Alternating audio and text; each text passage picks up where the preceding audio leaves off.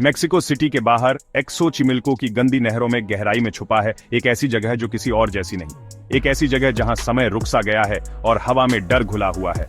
ला इस्ला दे लास मुनिएकास, गुड़ियों का द्वीप। ला इस्ला दे लास मुनिएकास की कहानी शुरू होती है 1950 के दशक में डॉन जुलियन सांताना के साथ, एक ऐसा आदमी जो अकेले इस द्वीप पर रहना पसंद करता था। एक दुखद दिन जुलियन ने एक छोटी लड़की का शरीर नहर में डूबा हुआ पाया। कोई नहीं जानता कि वो वहां कैसे पहुंची, लेकिन जुलियन को लगता था कि उसकी आत्मा कभी नहीं गई। अजीब घटनाएं तुरंत शुरू हो गईं।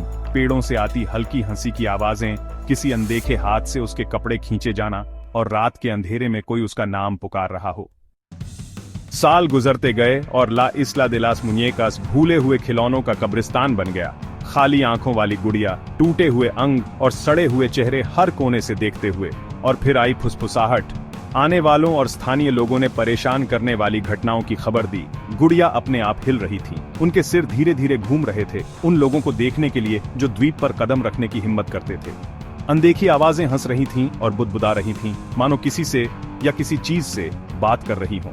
एक भारी चौकस मौजूदगी पेड़ों के ठीक पीछे छिपी हुई, और सबसे डरावनी खुद डॉन जुलियन की मौत। एक दिन जुलियन उसी जगह डूबा हुआ पाया गया जहां उसने कभी छोटी लड़की को खोजा था।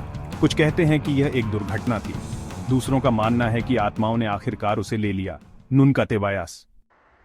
अपनी भयानक प्रतिष्ठा के बावजूद गुड़ियों का द्वीप एक खौफनाक पर्यटक आकर्षण बन गया है, जो रोमांच चाहने वालों, भूतों के शिकारियों और असली निडर लोगों को आकर्षित करता है। कई लोग नई गुड़िया चढ़ावा के रूप में लाते हैं, लेकिन जो लोग आते हैं वे अक्सर एक बेचैनी सी महसूस करते हैं, मानो कुछ या कोई उनके पीछे आ रहा हो। इसलिए अगर आप कभी खुद को एक्सोचिमिल्को की नहरों में पाएं और आप एक गुड़िया को अपना नाम फुसफुसाते हुए सुने, तो भाग जाओ। दुनिया की सबसे डरावनी जगहों में से एक में इस भयानक यात्रा का आनंद लिया। असली डरावनी कहानियों के लिए लाइक, सब्सक्राइब और बेल आइकन को दबाना न भूलें। और याद रखें, कुछ किंवदंतियां सिर्फ कहानियों से कहीं ज्यादा होती हैं।